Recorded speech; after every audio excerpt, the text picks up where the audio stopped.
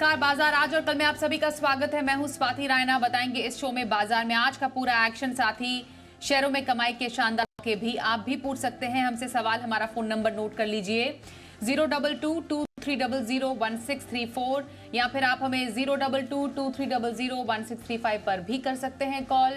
Facebook पर @ZEE Business online और x.com पर @ZEE Business अपने सवाल भेजिए #बाजार आज और कल लिखकर।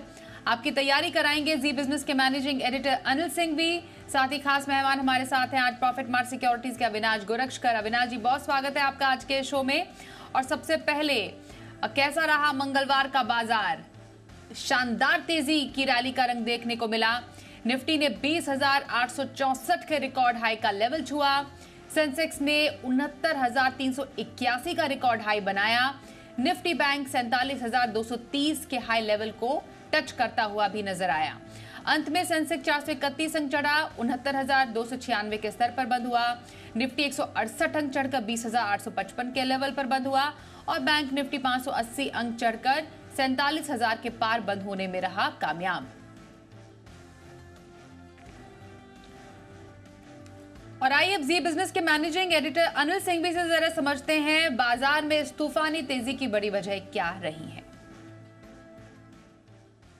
भारतीय बाजारों के लिए एक और शानदार ट्रेडिंग सेशन। कल की मजबूती को आगे बढ़ाते हुए बाजार और कारण ढेर सारे। एक बार फिर से कल के सेशन में जो तेजी बनी उससे मूड माहौल सेंटिमेंट तो ठीक हुआ ही, लेकिन कल के सेशन में एफआईज और लोकल फंड्स दोनों की तरफ से दमदार खरीदारी के आंकड़े आते दिखे, कैश मार्केट में भी और वायदा कारोबार में भी। बस बिल्कुल ऐसा लगा कि बस आगे इन भाव में वापस से लेने को मिलेगा नहीं। उस तरह से दमदार खरीदारी एफआईज ने की। कई सारे बड़े दिग्गज बैंक्स में एफआईज की तरफ से भारी भरकम डिलीवरी की खरीदारी होती दिखी और ये जोश आज सबसे पहले काम आया। ग्लोबल मार्केट्स मिले जुले थे, कोई खास बड़ी तेजी और मंदी के संकेत वहाँ से नहीं। कच्चा तेल $78 के आसपास, वो भी अच्छा संकेत। तो ग्लोबल स्टेबल और लोकल संकेत मजबूत। और कल के शानदार एक्शन के बाद तेजी का माहौल लग रहा था शुरुआत सुस्त होगी, लेकिन हुई एकदम चुस्त। फिर से खुलते ही सेंसेक्स निफ्टी और बैंक निफ्टी ने नए हाई बनाए। शुरुआती कारोबार में हल्की फुल्की प्रॉफिट बुकिंग आई, लेकिन एक बार फिर से 20,700 के आसपास सपोर्ट लेकर जो बाजार चलने शुरू हुए, डेज हाई के आसपास 20,850 के ऊपर जाकर बंद होने में रहे कामयाब। 150 पॉइंट से ज़्यादा की तेजी निफ्टी पर। और यही हाल बैंक निफ्टी का भी था। 46,700 के आसपास खुलने के बाद बाजार ने पीछे मुड़कर नहीं देखा, 47,000 को भी पार किया। 47,230 का नया लाइफ हाई बनाया और बंद होते होते 47,000 के बेहद करीब 550 पॉइंट के आसपास की तेजी वहाँ दिखी। और सेंसेक्स में भी बढ़िया जबरदस्त एक्शन 69,000 के पार का आज देखने को मिला। मिड कैप और स्मॉल कैप शेयर मजबूत थे। थोड़ा आज दिग्गजों पर फोकस ज़्यादा था, हालांकि इंडेक्स दोनों हरे निशान में थे, लेकिन बढ़ने वाले शेयर थोड़े कल के मुकाबले में आज कम थे। लेकिन ओवरऑल एक और ऐसा ट्रेडिंग सेशन जिससे किसी को कोई शिकायत नहीं और भारतीय बाजार अपने मजबूत संकेतों के दम पर एक और नया ऐतिहासिक ट्रेडिंग सेशन आज बनाते हुए। और आगे बढ़ने से पहले संस्थागत निवेशकों के डेटा को भी देख लेते हैं। एफआईआई यानी विदेशी संस्थागत निवेशकों ने एक बार फिर से खरीदारी की है। कैश मार्केट में करीब 5,223 करोड़ रुपए की खरीदारी के आंकड़े सामने आए हैं। वहीं डीआईआई यानी घरेलू संस्थागत निवेशकों की तरफ से करीब 1,399 करोड़ रुपए की बिकवाली के आंकड़े आए हैं सामने। और आइए अब प्रॉफिट मार्ट सिक्योरिटीज के अविनाश गोरक्षकर से बात करते हैं। अविनाश जी, बहुत ही शानदार मंगलवार बाजार के लिए। क्या समझे बाजार का और माइलस्टोन अभी छूना बाकी है? बिल्कुल स्वाति, मुझे लग रहा है कि 21,000 अभी का बहुत दूर नहीं है। और जिस प्रकार से स्टेट इलेक्शन के रिजल्ट्स के बाद एफआईएस की लिक्विडिटी बढ़ी है, मैं एफआईएस का नंबर देख रहा था, पिछले 4-5 सेशन से बहुत भरकम बाइंग आई है। आज भी बड़ा फिगर 5,224 करोड़ आया है। तो इसका क्लियर इंटेंशन है कि एफआईएस को अभी पॉलिटिकल अनसर्टेनिटी इंडियन मार्केट्स में दिखती नहीं है। प्लस आने वाले दिनों में जो फेड की पॉलिसी है 13 तारीख को, अनुमान है कि वहां पे इंटरेस्ट रेट्स कम होने की बातें शायद फेड गवर्नर करेंगे और उसका नतीजा इंडियन गवर्नर यानी आपने आरबीआई की पॉलिसी में भी आपको शायद देखने मिले। ये बार शायद स्टेटस को हो, लेकिन कमेंट्री अच्छी हो सकती है। तो ये मार्केट्स को डेफिनेटली और थोड़ा सेंटिमेंटल बूस्टर करेगा। मुझे लग रहा है कि कहीं ना कहीं फ्लोज अगर वापस शुरू होते हैं, स्पेशली एफआईएस के, तो मेरे ख्याल से जो मिड कैप और जो लार्ज कैप स्टॉक जो मेरे ख्याल से जो ज्यादा चले नहीं है, वहां पे भी आपको एक्शन देखने को मिलेगा। तो मेरे ख्याल से निवेशकों को कोई भी गिरावट अगर मार्केट में आती है, कोई रीजनेबल करेक्शन आता है, तो इसका फायदा इनको क्वालिटी स्टॉक्स खरीद के लेना चाहिए। Both mid cap and large cap में हमको लग रहा है कि अच्छी खासी तेजी होगी। प्लस बैंकिंग सेक्टर में भी बहुत समय के बाद अच्छी तेजी देखने को मिली है। बैंक निफ्टी ने भी बहुत अच्छा परफॉर्मेंस दिया है। तो बैंकिंग में भी हमको लग रहा है कि पीएसयू स्पेस में नजर रखें, यहाँ पे अच्छी खरीदारी के मौके बनेंगे। जी बिल्कुल, तो खरीदार के मौके बाजार में है अच्छे। ये रही राय बाज़ाब अविनाश जी के। अविनाश जी, अभी लंबी अवधि की खरीदारी का कॉल मैं आपसे लेना चाहूंगी। वैल्यू पिक कौन सी रहेगी आपकी तरफ से? स्वाति, वैल्यू पिक एक बहुत यूनिक कंपनी है जिसमें काफी बड़े निवेशक अभी इन्वेस्ट कर चुके हैं और कंपनी का नाम है मेगास्टार फूड्स लिमिटेड। ये कंपनी ज्यादा लिक्विडिटी प्रोवाइड नहीं करती, लेकिन बहुत इंटरेस्टिंग कंपनी है और जहां पे मुझे लग रहा है कि बहुत अच्छे वैल्यूएशंस पे ये चल रही है। पहली बात तो मैं बता दूं कि ये कंपनी करती क्या है। ये company basically specialised wheat flour बनाती है, यानी आटा बनाती है और ये बेसिकली एमएनसी कस्टमर्स को सप्लाई करती है।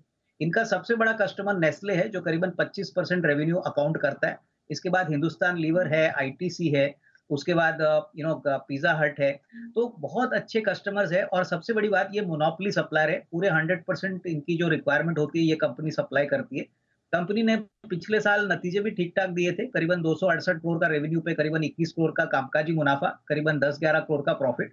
इस साल हमको लग रहा है कि जिस प्रकार के फर्स्ट हाफ के नतीजे आए गए, करीबन 15-16 करोड़ की प्रॉफिट आएगी और उसके बाद FY25 के लिए हमारा मानना है कि करीबन 24-25 करोड़ का प्रॉफिट आएगा। अभी हाल ही में इन्होंने एक प्रेफरेंशियल इशू किया था 42 करोड़ का, जहां पे काफी बड़े नाम जैसे कि पॉलीकैब का फैमिली ऑफिस, गरवारे हाईटेक की टॉप मैनेजमेंट, उसके बाद प्रभुदास लेदर जैसे इन्वेस्टर्स ने यहाँ पे पैसा लगाया। करीबन 326 पे ये प्रेफरेंशियल हो गया था। तो हमारा मानना है कि स्ट्रॉन्ग हैंड्स इस काउंटर में आ चुके हैं और प्रोडक्शन कैपेसिटी 3 गुना बढ़ने वाली है, जिसका फायदा आपको अगले जून 24 से देखने को मिलेगा।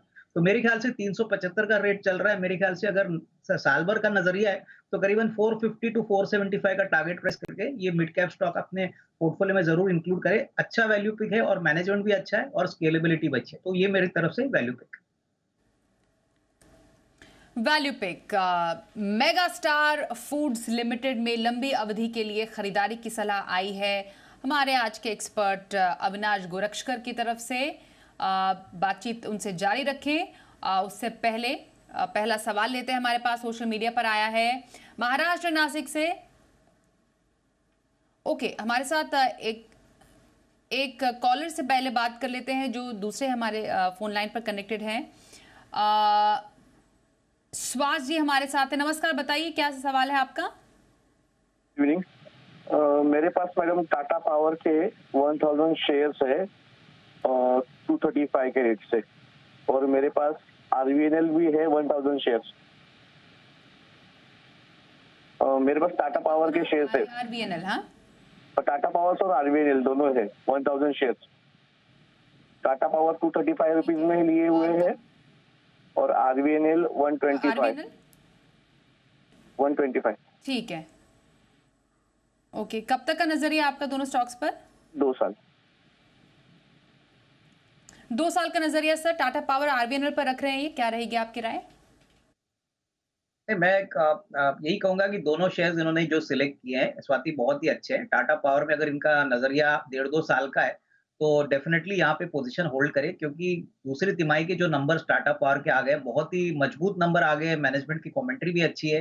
पावर जनरेशन के अलावा अभी ये ग्रीन एनर्जी और रिन्यूएबल स्पेस में भी बहुत अच्छा इन्वेस्टमेंट कर रहे हैं। तो करीबन 1.5-2 साल का नजरिया है तो 325-330 का एक नियर टर्म टारगेट बनेगा, तो यहाँ पे होल्ड करिए। आरवीएनएल की बात करें तो देखिए जिस प्रकार से अभी गवर्नमेंट बीजेपी गवर्नमेंट 3 स्टेट्स में आई है, सबका मानना है कि जहां पे भी गवर्नमेंट ज्यादा स्पेंड करेगी, स्पेसिफिकली रेलवे के सेक्टर में ऑलमोस्ट 2.5 लाख करोड़ का बजट गवर्नमेंट ने अनाउंस किया है, तो इसका फायदा सारे रेलवे स्टॉक्स जैसे आरवीएनएल को भी मिलेगा। तो हमारा मानना है कि यहाँ पे ऑलरेडी भी ये थोड़े से प्रॉफिट में तो है, बट नजरिया अगर साल 1.5 साल का है तो यहाँ पे भी करीबन 190 टू 225 ये रेंज लेके यहाँ पे होल्ड करें। थोड़ा सा स्टॉक चल चुका है, बट यहाँ पे नजरिया 1.5-2 साल का अगर है तो यहाँ पे ये होल्ड कर सकते हैं। तो आपके दोनों स्टॉक्स पर अविनाश जी ये राय दे रहे हैं, इस पर गौर जरूर कीजिएगा। अगले कॉलर से भी बात करते, दिल्ली से रवि जी इस वक्त हमारे साथ है। नमस्कार, बताइए आपके पास कौन सा स्टॉक है? मैडम जी, मेरे पास जोमेटो के 100 शेयर है 98 रुपीज पे, और नायका के 100 शेयर है 145 पे।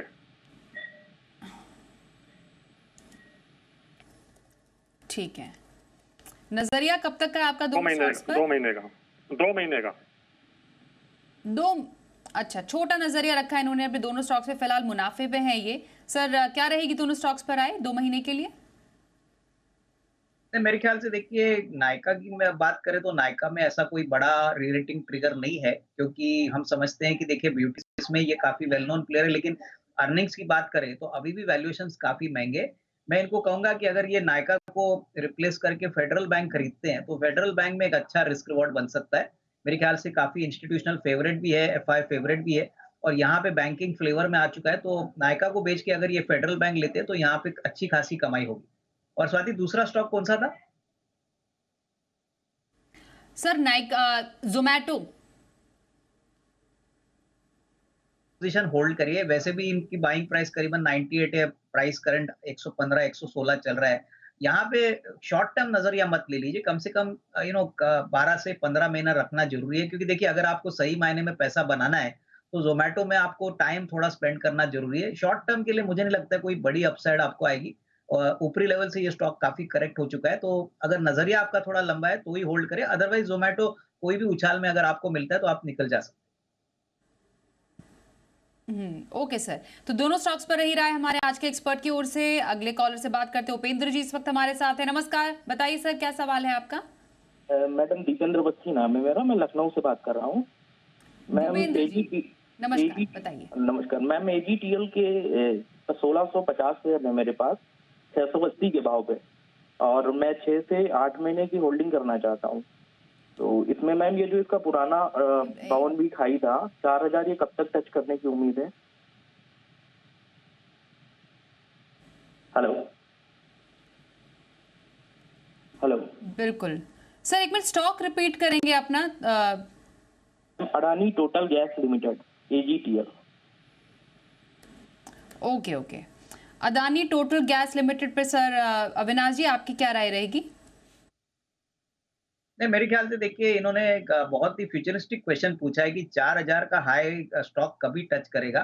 देखिए पहली बात तो मैं आपको बता दूं कि अडानी टोटल गैस का मार्केट कैप मिला के अगर आप देखें तो महानगर गैस, इंद्रप्रस्थ और गुजरात गैस मिला के भी अडानी टोटल गैस की मार्केट कैप बनती है, तो ऑलरेडी वैल्यूएशंस काफी महंगे है। ये अलग बात है कि आज अडानी ग्रुप का जो रिपोर्ट आया है कि यूएस गवर्नमेंट ने अडानी ग्रुप को कंप्लीटली फ्रॉड के एलिगेशन से ये क्लियर कर दिया है, तो आपने अच्छी तेजी देखी है।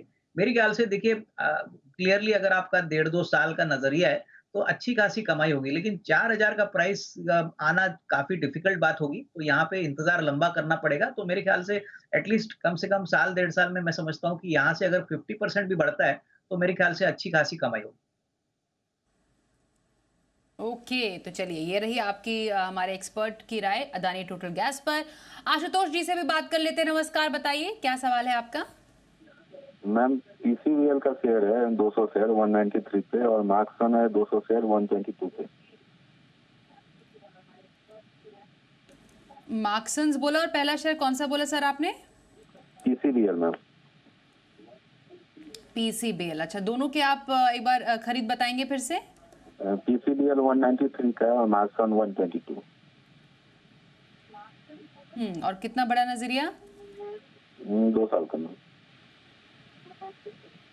2 साल का नजरिया सर। पीसीबीएल तो 193 पे इन्होंने लिया है, मार्क्सन्स 122 की खरीद है, तो लेवल्स तो अच्छे एंटर किए इन्होंने, लंबी अवधि का नजरिया भी रख रहे हैं। क्या रहेगी आपकी सर राय? मेरे ख्याल से देखिए पीसीबीएल में अगर मैं बात करूं तो अभी रिसेंटली स्वाति पीसीबीएल ने एक बहुत बड़ी एक्विजिशन की है, करीबन 3000 करोड़ में उन्होंने एक वाटर ट्रीटमेंट केमिकल कंपनी ली है। बहुत ही प्रॉफिटेबल बिजनेस है, और हमको लग रहा है कि आने वाले 1.5-2 साल के बाद तो ये बिजनेस बहुत ही अच्छी तरह से स्केल अप होगा। ऑलरेडी कार्बन ब्लैक में तो ये वैसे भी मार्केट लीडर है, टायर सेक्टर भी बहुत अच्छी तरह से चल रहा है, तो इसका बेनिफिट भी कंपनी को मिलेगा। तो मेरे ख्याल से देखिए ये कंपनी आने वाले साल 1.5 साल में और भी अच्छी रीरेटिंग देखने को मिलेगी। ये ऑलरेडी प्रॉफिट में है, तो मेरी राय में यहाँ पे इनको होल्ड करना चाहिए। अच्छी खासी कमाई आपको अगले 12 से 15 महीने में मिलेगी। ओके, रही राय आपके स्टॉक्स पर हमारे एक्सपर्ट की ओर से। विकास जी से भी बात कर लेते हैं, अगले कॉलर हमारे साथ है। नमस्कार, बताइए आपके पास कौन सा स्टॉक है? नमस्ते मैडम। जी। मेरे पास इंद्रप्रस्थ मेडिकल है 4000 शेयर, 80 रुपीज का एवरेज में लिया हुआ है। और दूसरा है आईटीसी, उसमें भी 4000 शेयर है, 220 रुपये का एवरेज में लिया हुआ है।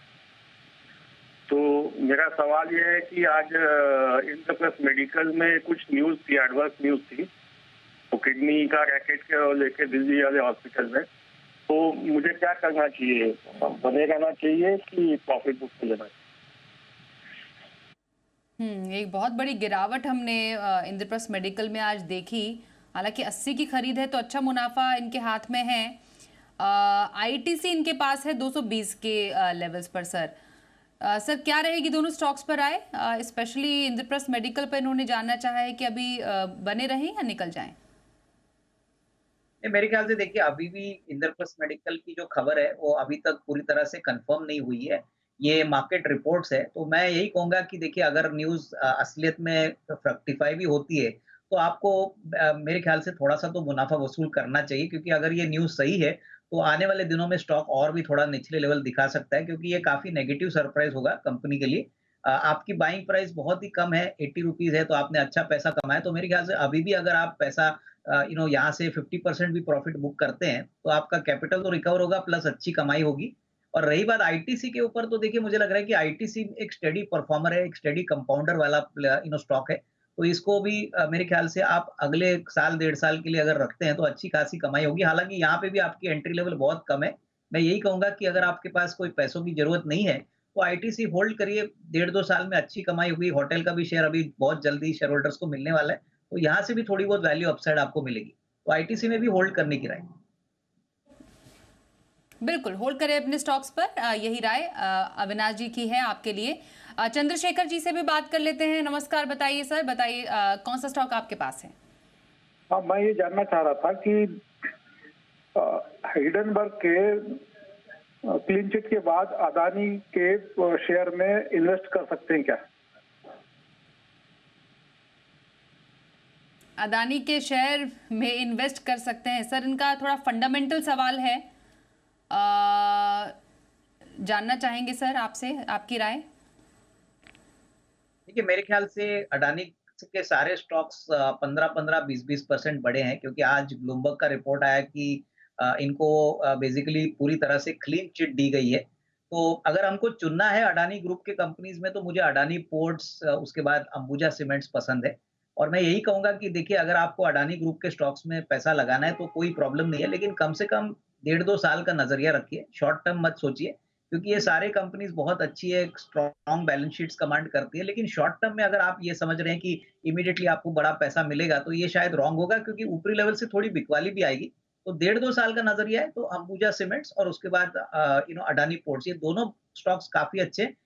जब भी मार्केट करेक्ट होता है, थोड़ी बहुत कमजोरी होती है, तो आपको इसको एक्यूमुलेट करना चाहिए और लंबा नजरिया के साथ ही इनको होल्ड करें। कल के बाजार पर क्या रहे खास स्ट्रैटेजी और बाजार के लिए अहम संकेत, समझते हैं अनिल जी से। हमारे बाजारों के बंद होने के वक्त डाउ फ्यूचर्स लगभग 50 अंक नीचे ट्रेड करते हुए दिख रहे थे। देखते हैं अमेरिका में किस तरह का सेशन होता है। 4 अच्छे सेशन के बाद कल थोड़ा उतार चढ़ाव भरा मामला रहा। आज वहां से संकेत लेने की कोशिश करेंगे, बाकी संकेत हमारे अपने होंगे। इस मजबूत ट्रेडिंग सेशन में अगर आज फिर से एफआईज और लोकल फंड दोनों की तरफ से बड़ी खरीदारी के आंकड़े कैश और वायदा कारोबार में दिखते हैं, जो कि दिखेंगे, तो मुझे लगता है कि एक बार फिर से सेंटीमेंट मजबूत रहेगा। ग्लोबल संकेत कमज़ोर मिले तो कमज़ोर या सुस्त शुरुआत होगी और वहां से बाजार रफ्तार पकड़ने की कोशिश करेंगे, और मजबूत बने तो 21,000 की तरफ जल्दी से जाने की कोशिश निफ्टी की होगी। सपोर्ट अब जो कल के लिए है वो है 20,700 के आसपास निफ्टी पर, और 21,000 के आसपास जाने की तैयारी निफ्टी की। बैंक निफ्टी का जहाँ तक सवाल है 47,000 के आसपास हम बंद हुए। 46,650 आज का जो लो है, कल वो मजबूत सपोर्ट का काम करेगा, और एक बार 47,250 के लेवल को पार करने के बाद बैंक निफ्टी खुले नीले आकाश में जाता हुआ दिखेगा। थोड़ा सा यहाँ से बाजार में अब stock specific action, sector specific action होता हुआ दिखेगा, लेकिन ओवरऑल बाय ऑन डिप्स की स्ट्रेटजी के साथ आपको बने रहना है। और आइए अब देखते हैं कल का ऑप्शन।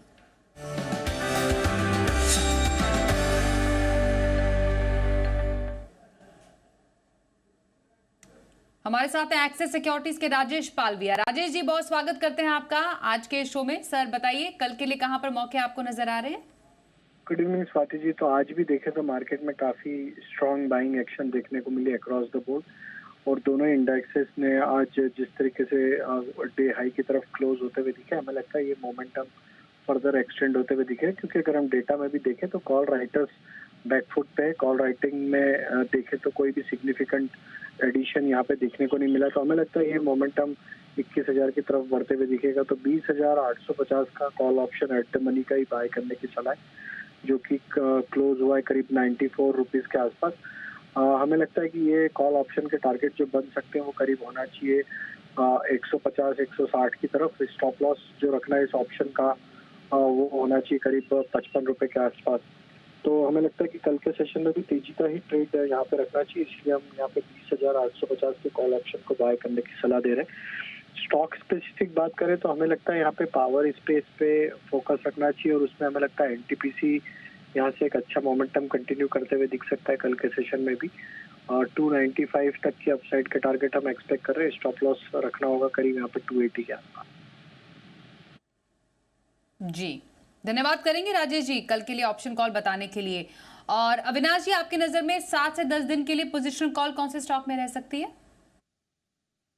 स्वाति, 7 से 10 दिन के लिए हमको पंजाब नेशनल बैंक का स्टॉक पसंद है। सरकारी बैंक्स काफी चल चुके हैं। पीएनबी करीबन 85 रुपीज में चल रहा है। हमारा मानना है कि 8 से 10 दिन का नजरिया है, तो करीबन 95-96 का एक शॉर्ट टर्म अपसाइड आपको मिल सकता है। यहाँ पे 80 का स्टॉप लॉस रखिए। मुझे लग रहा है कि नॉट ओनली नतीजे बट पीएसयू बैंक्स में जिस प्रकार से तेजी देखने को मिली है, पीएनबी एक अच्छा रिस्क रिवॉर्ड आपको एक शॉर्ट टर्म 8 से 10 दिन में दे सकता है। तो यहाँ पे टारगेट प्राइस रहेगा 96, स्टॉप लॉस 80।